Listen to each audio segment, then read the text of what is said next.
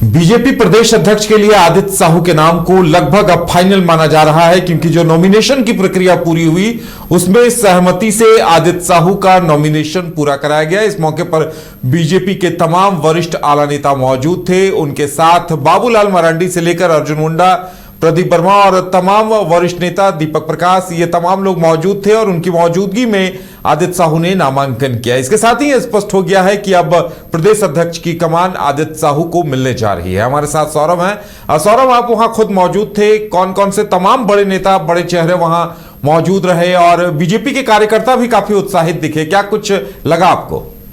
जी बिल्कुल, देखिए कल यानी कि झारखंड भाजपा को एक नया प्रदेश अध्यक्ष मिलने जा रहा है और इसकी अब आधिकारिक घोषणा ही होनी बाकी है। औपचारिक तौर पर जब घोषणा हो जाएगी कि भारतीय जनता पार्टी के नए प्रदेश अध्यक्ष आदित्य साहू बनने जा रहे हैं, क्योंकि आदित्य साहू ने आज नामांकन किया है प्रदेश अध्यक्ष के लिए। उनके नामांकन के बाद यही उम्मीद थी कि बीजेपी में जिस प्रकार से एक आम सहमति के बाद संगठनात्मक तरीके से एक अनुशासन की जो प्रक्रिया चलती आ रही है, जो परंपरा है कि एक नाम को तय कर लिया गया है, वो नाम उन नाम पर मुहर लग गई है। यानी कि सिलेक्शन से इलेक्शन का जो ये प्रक्रिया है, जो मंत्र है, बीजेपी ने फिर से साबित किया है और कार्यकर्ताओं में काफी उत्साह है कि आदित्य साहू को भारतीय जनता पार्टी जो झारखंड प्रदेश का कमान सौंपा जा रहा है। अब आज की प्रक्रिया पर यदि नजर डाली जाए तो अर्जुन मुंडा जो पूर्व मुख्यमंत्री रहे हैं, झारखंड के केंद्रीय मंत्री रहे हैं, बाबूलाल मरांडी, प्रदीप वर्मा और विद्युत वरण महतो सहित तमाम जो आला नेता है भारतीय जनता पार्टी की, वो उनके नामांकन में के दौरान मौजूद रहे। पर्यवेक्षक जिन्हें केंद्रीय मंत्री जुएल उरांव को चुनाव पर्यवेक्षक बनाया गया है, उनके समक्ष उन्होंने नामांकन पत्र फाइल किया है और इस बात की लोगों ने खुशी जाहिर की है कि आम सहमति से, सर्वसम्मति से उन्हें अब कल आधिकारिक घोषणा के बाद आदित्य साहू को कमान सौंप दिए जाएंगे।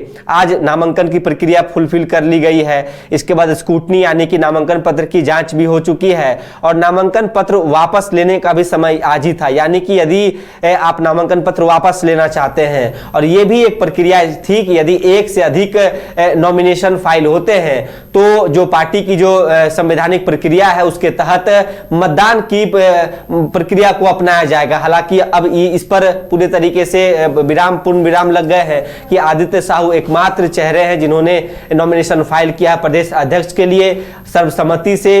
इस दौरान कह सकते हैं कि खुशनुमा माहौल देखने को भी मिला, कार्यकर्ताओं में एक नया जोशो उमंग देखने को मिल रहा है। अमूमन देखिए, बीजेपी में अभी तक गुटबाजी अपने चरम पर थी और आदित्य साहू के बारे में माना जाता है कि जमीन से जुड़े नेता हैं और पहली बार मतलब वो आम कार्यकर्ताओं से काफी कनेक्टेड रहे, तो ऐसे में कार्यकर्ताओं में काफी उत्साह होगा उनके अध्यक्ष बनने से।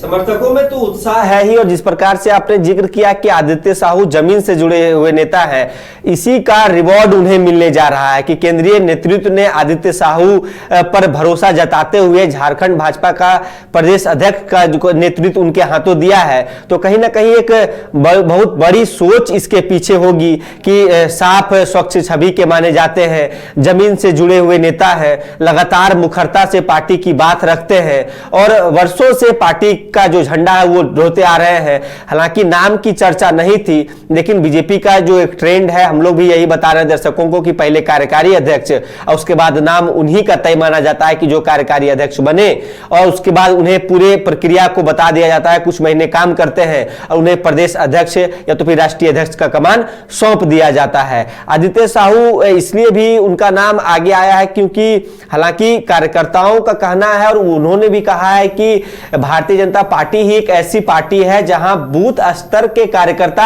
नेतृत्वकर्ता बन सकते हैं।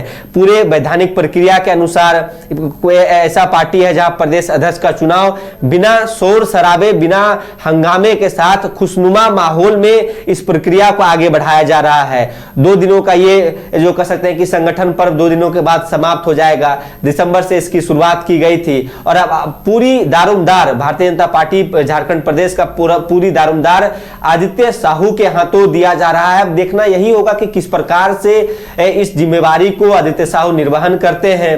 पार्टी ने उन्हें राज्यसभा भी भेजा है और उन्होंने भी पार्टी का आभार जताया है। उन्होंने कहा कि मुझ जैसे आम कार्यकर्ता को पार्टी ने इतना बड़ा जिम्मेवारी जब दिया है तो इसको अच्छे तरीके से आगे बढ़ाने की वो कोशिश करेंगे। 14 जनवरी कल मकर संक्रांति का जब दिन होगा तो समय 2 बजे के बाद तिथि कह सकते हैं कि समय तय किए गए हैं कि आधिकारिक घोषणा की जाएंगी। इसको लेकर भी तैयारियां शुरू कर दिए गए हैं कि भव्य स्वागत किया जाएगा उनका।